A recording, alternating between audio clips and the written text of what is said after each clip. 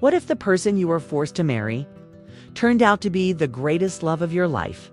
Not a love you chose, not a love you planned, but a love that found you in the most impossible moment across centuries, across fear, across everything that told you it was wrong. That is exactly what happens in one of the most talked about wedding scenes in television history. A scene that has made millions of people stop, rewatch, and feel something they did not expect to feel. A scene that did not start with butterflies and romantic music. It started with desperation, danger, and a deal between two strangers. And yet, it became something unforgettable. If you have ever watched the Outlander wedding episode, you already know what we are talking about. And if you have never seen it, by the end of this video, you will completely understand why this single scene changed the way people look at romance on television forever. We are breaking it all down. Every moment, every look, every word, and every reason why Claire and Jamie's wedding is not just a scene, it is an experience. Asterisk, to truly understand why this wedding scene hits so hard, you have to understand the world these two people are living in and just how much is at stake for both of them. Claire Randall is not a woman from Jamie's time. She is not a Scottish girl who grew up dreaming of a Highland wedding. She is a sharp, independent, strong-willed woman from the 20th century, a World War II combat nurse who has seen more pain and survival than most people ever will. She is someone who knows how to stay calm when everything around her is falling apart. And falling apart is exactly what her life has done. Through a set of circumstances that are as terrifying as they are unexplainable, Claire finds herself pulled back in time from 1945 all the way to 1743 Scotland. She does not arrive gently. She arrives confused, frightened, and completely alone in a world she does not understand. Surrounded by people who speak differently, live differently, and see women very differently than what she is used to. She has a husband. His name is Frank Randall, and he exists 200 years in the future, completely unaware of where his wife has gone. Claire has not stopped loving Frank. She has not forgotten him.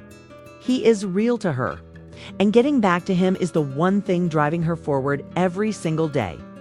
But 18th century, Scotland does not care about her plans. She falls into the hands of a Scottish clan, the Mackenzies. And while they are not outright cruel to her, she is essentially a prisoner. She is an Englishwoman in the Scottish Highlands during one of the most politically dangerous times in the country's history. The English and the Scots are not friends. Suspicion follows her everywhere she goes. And one man in particular, a ruthless English officer named Captain Jonathan Blackjack Randall, who shares a last name with her future husband but shares absolutely nothing else with him, made it his personal mission to get his hands on her. Blackjack Randall is dangerous in the truest sense of the word. He is not just a villain, he is a threat that carries real consequences. And the Mackenzie clan, despite their own complicated feelings about Claire, cannot simply hand her over to him, so they come up with a solution. If Claire were to marry a Scotsman, a man of the clan, she would gain legal protection under Scottish law. Blackjack Randall, as an English officer, could not simply take a Scottish man's wife. It would cause too much political trouble. It would be too messy. The protection would be real, the Scotsman they have in mind is Jamie Fraser. Jamie is young, around 22 years old, but he carries himself like someone who has already lived through more than his years should allow. He has been flogged, hunted, and wrongly accused. He has a price on his head. He has lost family members and carried grief in silence. But despite all of that, there is something about Jamie Fraser that is impossible to ignore. He is decent. Quietly, stubbornly, genuinely decent. In a time and world full of men who take what they want, Jamie Fraser is someone who asks. Someone who thinks about honor not as a performance, but as a way of life. And now this decent young man is being asked to marry a complete stranger to keep her safe. He agrees.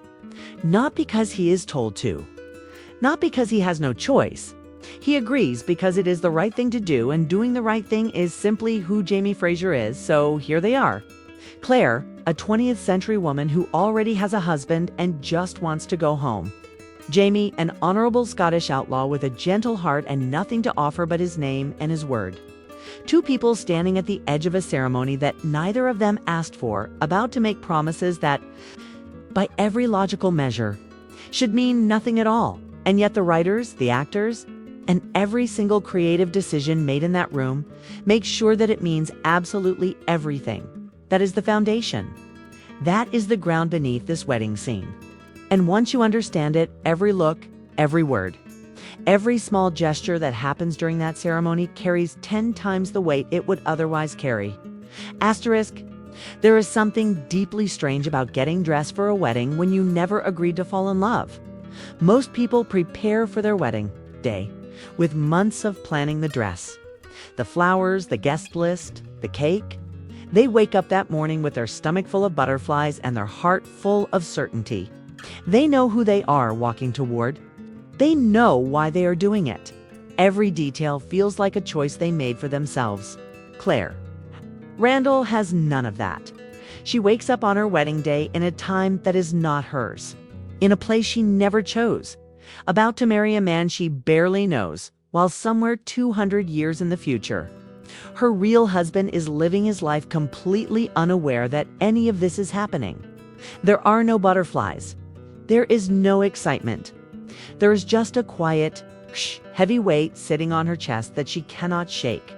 No matter how many times she tells herself this is simply a transaction, a deal, arrangement built for survival, nothing more, nothing less. But here is what is so fascinating about how this scene is written and constructed.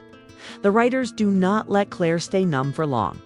They do not allow this preparation to feel cold and empty because slowly, almost without permission, small things begin to creep in. Small things that remind both Claire and the audience that no matter how practical this situation is supposed to be, there are human beings at the center of it. And human beings are terribly inconvenient when it comes to staying emotionally detached. One of those small things is the dress. Claire is given a wedding dress, not a grand, over-the-top gown, but something real and beautiful for its time. Soft, warm, carefully put together by the women of the clan. And the moment Claire puts it on, something shifts. Not dramatically, not in a way she can even fully explain to herself. But the dress makes it real in a way that words and arrangements and logical reasoning simply cannot. You can tell yourself 100 times that something is not a real wedding, but standing in a wedding dress has a way of making your heart forget the argument your head is making. The women around her are kind.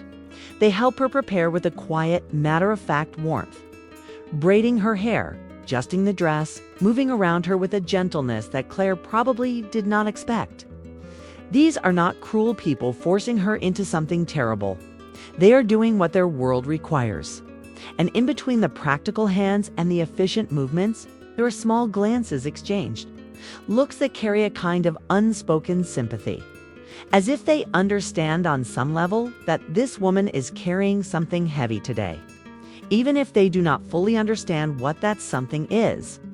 Meanwhile, on the other side of this day, Jamie Fraser is preparing to DOT, and this is where the writing does something really clever, because Jamie's preparation is almost the mirror opposite of Claire's, where Claire is surrounded by conflict.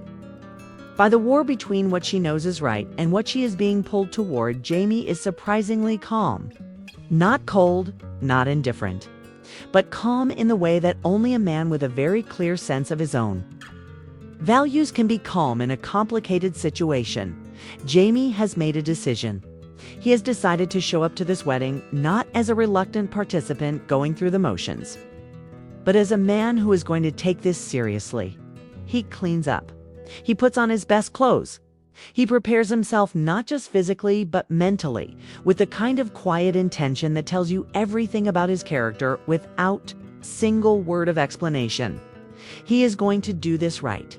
Whatever this is, whatever it turns into, he is going to do it with honor. And that decision, made quietly and privately before the ceremony even begins, is one of the most important things that happens in this entire episode, because it means that from the very first moment Jamie and Claire stand beside each other, one of them is already fully present. One of them has already decided to treat this moment and this woman with complete respect. Not because he knows her, not because he loves her, but because that is simply the kind of man he is. There is a moment brief, almost easy to miss, where Jamie and Claire see each other before the ceremony. Two people in unfamiliar clothes, standing in an unfamiliar situation, trying to read each other across the distance of everything that separates them. And what passes between them in that moment is not romance. Not yet. It is something quieter than romance, and in many ways more powerful. It is recognition. There is a specific kind of silence that exists between two people who have just shared something enormous and are not yet sure what to do with it.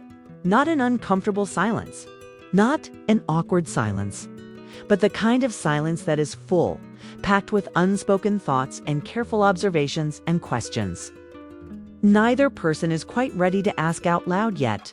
The kind of silence that only exists when two people have crossed some invisible line together and are standing on the other side of it, blinking, realizing the world looks slightly different from here than it did before. That is the silence that greets Claire and Jamie after the ceremony ends. The room empties. The witnesses leave.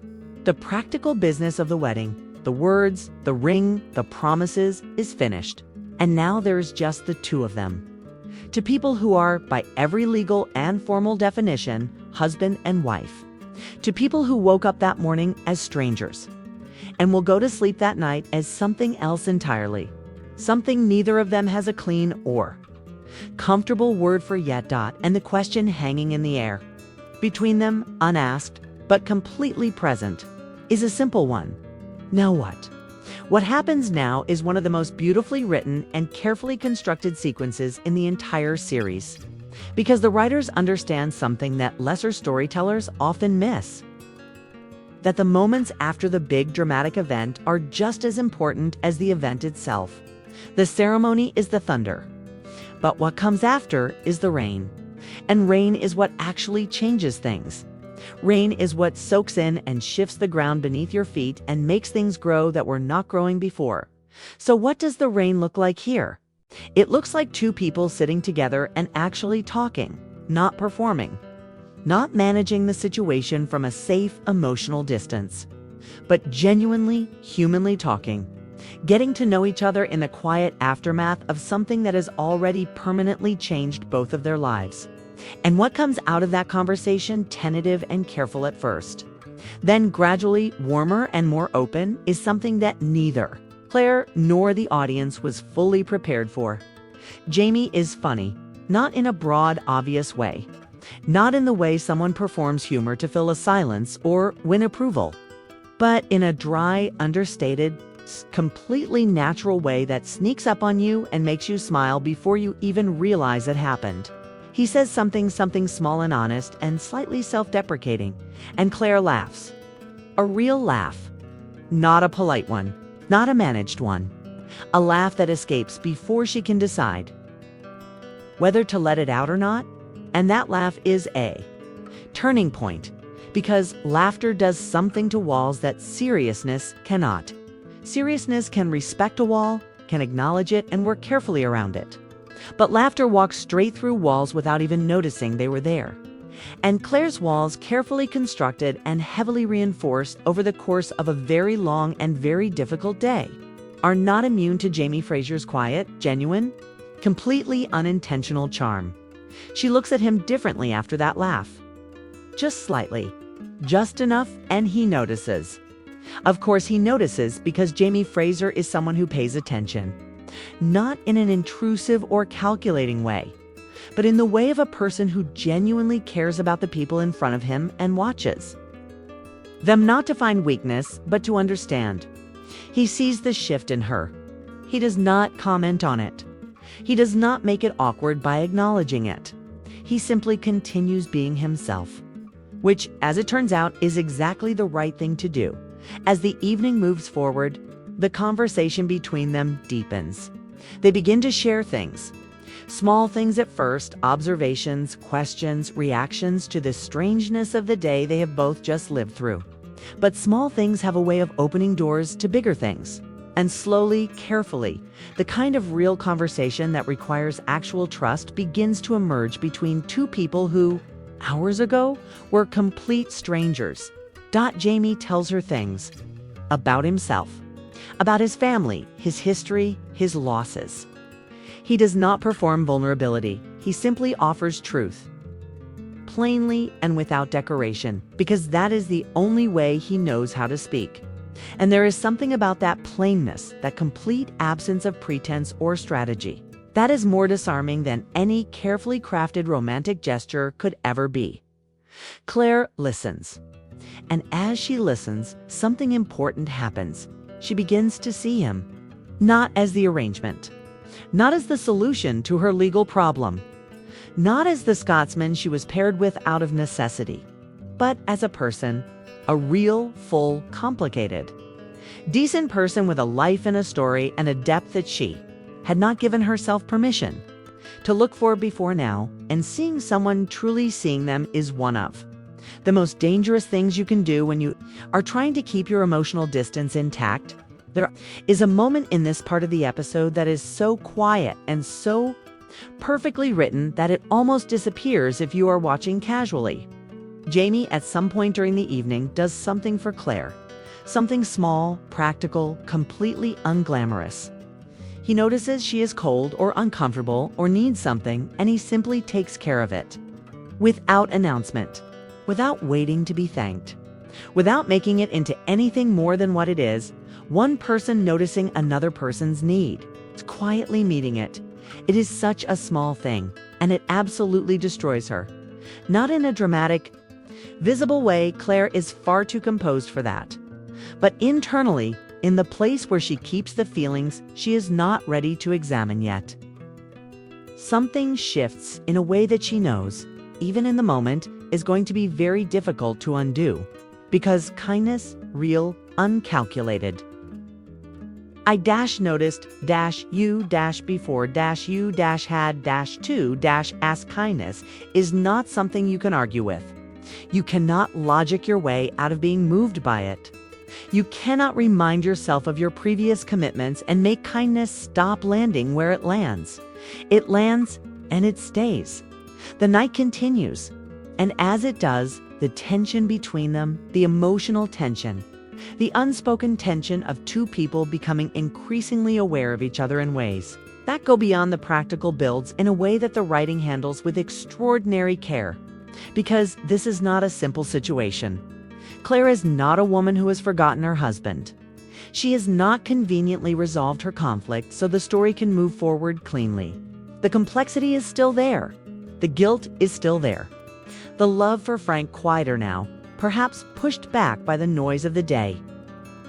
But absolutely still there is still there. And Jamie knows none of this. He knows she has a past. He knows this is complicated. He knows she did not choose this any more than he did. But what he does not know, what he cannot know, is the specific particular weight she is carrying. The 200-year weight. The weight of a life in a different century and a husband who has no idea his wife is standing in a candlelit room in 1743, beginning to feel things she was never supposed to. Feel that gap in understanding the thing Jamie cannot. No is one of the most heartbreaking elements of this entire sequence, because he is showing up so completely, so honestly, with so much genuine care and respect and quiet warmth. And she is receiving all of that while carrying something he cannot see and she cannot explain. And yet, despite all of it, she stays present. She does not retreat behind her walls completely. She does not shut the evening down and retreat into the safety of pure practicality. She stays. She talks. She laughs. She sees him. And in doing all of that, she makes a choice, not a grand cinematic declaration of love choice, but a quiet, human, one moment at a time choice to let this be real, not to replace what she had, not to pretend the complication does not exist, but to be here in this moment with this person and to let that mean something, that choice. Quiet and unannounced as it is the true beginning of Claire and Jamie. Not the ceremony, not the vows, not the ring, but this two people sitting together in the aftermath of an impossible day, choosing to be present with each other anyway, choosing honesty over performance, choosing warmth over self-protection, choosing against every practical and logical and emotionally safe instinct they both have to let the other person in, just a little. Just enough, but with Claire and Jamie, just enough turns out to be everything, because love, when it decides to arrive, does not wait for the perfect moment or the perfect circumstances or the perfect absence of complication. It arrives exactly when and where and how it chooses. In stone rooms with candlelight, between two people who never plan for each other, carried in small acts of kindness and real laughter and conversations that go longer than either person intended. It arrives in the spaces between words, in the warmth of a ring on a finger, in the sound of a laugh that escaped before it could be stopped.